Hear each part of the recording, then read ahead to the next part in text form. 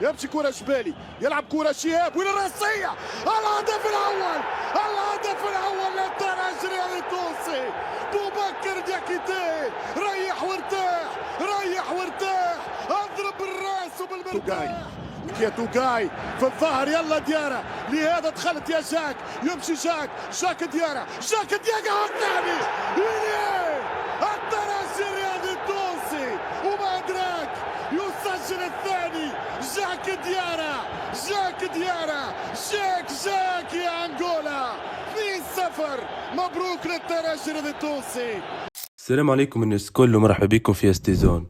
اليوم باش نحكوا على ماتش الترجي التونسي ضد بيدرو اتليتيكو والانتصار الممتاز للترجي بنتيجة 2-0. باش نفصلوا كيفاش تعدى الماتش من بداية للنهاية، كيفاش تسجلوا الأهداف بالتفاصيل، شكون كانوا أبرز اللاعبين، وزاد نحكوا على التغييرات التكتيكية، على رجوع اللاعبين المصابين، وشكون باش يكون مدرب جديد للترجي.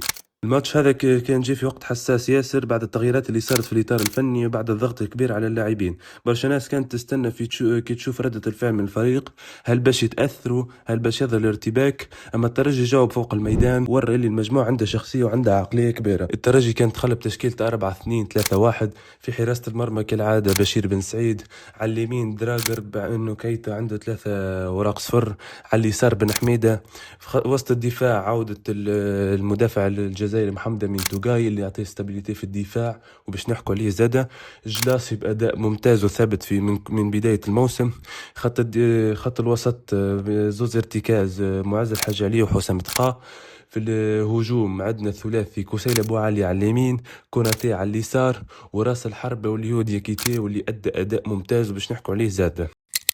الشوط الاول كان متوازن برشا في الفريق، الزوز فرق كانوا حذرين، ما فماش مجازفه كبيره، اللاعب كان متمركز اكثر في الوسط الميدان. الترجي حاول يبني من الخلف بهدوء، اما ما كانش فما عمق كبير ولا فرص خطيره. النسق كان متوسط والفريقين كانوا يستنوا غلطه من بعض. حسام تقا في الشوط الاول كان خط وسط مهاجم، بصراحه ما كانش ظاهر برشا في الدور هذا، وحسينا ان الفريق ينقص حاجه ينقص التوازن في وسط الميدان. بيدرو زاد حاول يعمل ضغط في بعض الفترات، وشفنا زي الهجمه اللي كانت في الكره العارضه اللي كانت تمشي سيناريو اخر كانت سجلت. وشفنا حتى انه الدفاع متاع الترجي كان منظم، خاصه بعوده توقاي وجلاس اللي كانوا مركزين ياسر. في الشوط الثاني تبدل كل شيء تقريبا بعد التغييرات اللي صارت بخروج كوسيل ابو عالية ودخول شهاب جبالي أدى أداء ممتاز اليوم. الترجي تخلى بعقلية أقوى، الضغط ولا أعلى والنسق طلع. أهم نقطة كانت اللي حسام تقا رجع لبلاصته الطبيعية واللي هي في الدفاع قدام الهجوم، اللي بلاصة أقبلو اللي باش نحكوا عليه زادة. معز الحاج علي ولا هو اللي يلعب تحت المهاجم، ومن غادي الكرة ولت تدور أكثر، والترجي ولا هو اللي يتحكم في الريتم، والتوازن الدفاعي والهجومي ولا أوضح. نجول الهدف الأول واللي هو هدف تكتيكي اللي ما جاش بالصدفة. البداية كانت بضغط ممتاز من شهاب جبالي اللي ما استسلمش على الكرة وربحها بروح قتالية، مررها لدياكيتي. صحيح في المرة الأولى خسر الكرة لكن رجعها وحاول يلعب الان دو مع شهاب جبالي. شهاب جبالي بالسنتر الأول مسد في ديفونسير، السنتر الثاني يعني سنترها بطريقة ممتازة بالمليمتر. دياكيتي طلع بتوقيت ممتاز وضربها برأسية قوية. هدف يوري الإصرار، يوري للفريق كان يحب يسجل وما فما حتى كرة ضايعة. وزيد دياكيتي يثبت مرة أخرى قيمته خاصة ويوصل 5 أهداف مع الترجي الذي التونسي في الشامبيونز ليج، ويكتب تقريبا اسمه تاريخيا بأنه في آخر 10 سنوات فما كان 3 مهاجمين وصلوا 5 أهداف مع في الشامبيونز ليج مع الترجي، واللي هم يوسف المساكني، طه ياسين الخنيسي ودياكيتي. بعد الهدف الترجي مرجعش يدافع برك، بالعكس واصل الضغط وحب يسكر الماتش. الهدف الثاني جاء في وقت مهم ياسر من كرة مرتدة سريعة ومنظمة. البداية كانت بافتكاك ممتاز من محمد أمين توقاي، قراءة ذكية للعبة، أعطاهم المعز حاجة علي اللي عمل تمريرة في العمق بمستوى عالي، تمرير ورا المدافعين. جاك ديارا بسرعته اللي كان دخل تقريبا ليلة دقيقتين، استغل السرعة وجرب انفراد وتحكم بالكرة بامتياز لنوصل قدام الحارس وحطها في الشباك.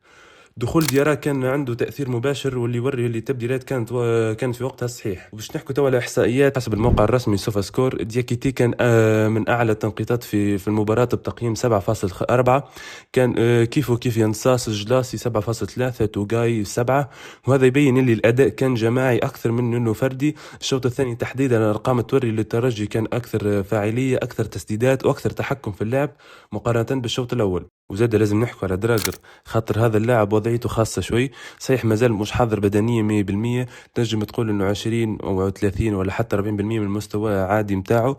اما رغم هذا كل عمل ماتش محترم دفاعيا، في التمركز، في الرجوع، في التغطية الدفاعية، كان منضبط وخدم خدمة جيدة تقريبا. ما خلاش برشا مساحات من جهته، وكان مركز طوال الوقت. اما هجوميا نكونوا صريحين، ما كانش في افضل حالاته. الطلوع ما كانش يطلع تقريبا ولا مرة، خاصة في الكرات العرضية والتمريرات الأخيرة. كانت شفنا ياسر تمريرات ما كانتش صحيحة، وبعض الهجمات توقفت على خاطر بسبب نقص التركيز ولا ربما نقص الجاهزية البدنية. وهنا يظهر الفرق كي شفنا بوزيان. يعني صحيح بوزيان لعب 5 دقائق، ورغم اللي ما لعبش برشا الفترة الأخيرة وما كانش حاضر بالانتظام، اما كي دخل شفنا فرق في الدقة متاع التمريرات. الكرة ولات تخرج اسرع بطريقة انظف، وخاصة في الخروج من الخلف تمريراته كانت ادق، وخلى الجهة هذيك تكون نوعا ما اهدى في البناء الهجومي. وهذا يعطينا زاد فكرة مهمة، انه الترجي الرياضي التونسي عنده حلول في الرصيد البشري. حتى كي اللاعب ما يكونش حاضر 100%، فما شكون ينجم يعوض ويعطي اضافة. دراجر عطاه اللي ينجم عليه دفاعيا، وبوزين عطاه اضافة فنية في التمرير وفي التمريرات الهجومية، وهذه حاجة ايجابية للفريق في المرحلة الجاية. بالاخير لازم نعطوا حق المدرب المؤقت براكوني، اللي رغم الظروف الصعيبه مسك الفريق في تغييرات كبيره وحضر الماتش بالباهي. التغييرات التكتيكية كانت في الوقت المناسب، بدل بعض المراكز في كيف ما صارت بين اللاعبين في الوسط، ونجح باش يلقى التوازن في الفريق ويسيطر على الشوط الثاني تكتيكيا. وصراحة كانت عنده قراءة ممتازة، والربح نسبة كبيرة كان اللي يحسب له هو. وباش نحكوا زاد عن المدرب الجديد الترجي الرياضي التونسي، اللي تقريبا وبصفة رسمية حسب المعلومات من موزايك فام وكل الإذاعات الصحافات التونسية، بصفة رسميا المدرب الفرنسي باتريس بوميل باش يكون مدرب جديد الترجي هذا التونسي، بعد فسخ عقده مع المنتخب الأنغولي. وبعد تقريبا أيامات الجاية سيتم الإعلان الرسمي عليه كمدرب الترجي. إن شاء الله نستنوا منه باش يشوف كيفاش يبدل الفريق وينجم يعطي دفعة كبيرة للاعبين. في الختام، الانتصار هذا ما كانش 3 نقاط بركة ولا ترشح للربع النهائي، لأنه الترجي متعود يتعدى دوري المجموعات بطريقة سهلة. الانتصار هذا كان دفعة معنوية ورسالة تقول أن الترجي الذي التونسي مهما تصير الظروف ديما ينجم الفريق، ينجم يجاوب في الملعب، وديما يبقى الفريق كبير بعقلية روح. وما تنسوش الترجي مش فريق برك، ترجي عقلية انتصارات. نشوفوكم في فيديو جديد إن شاء الله، وسلام.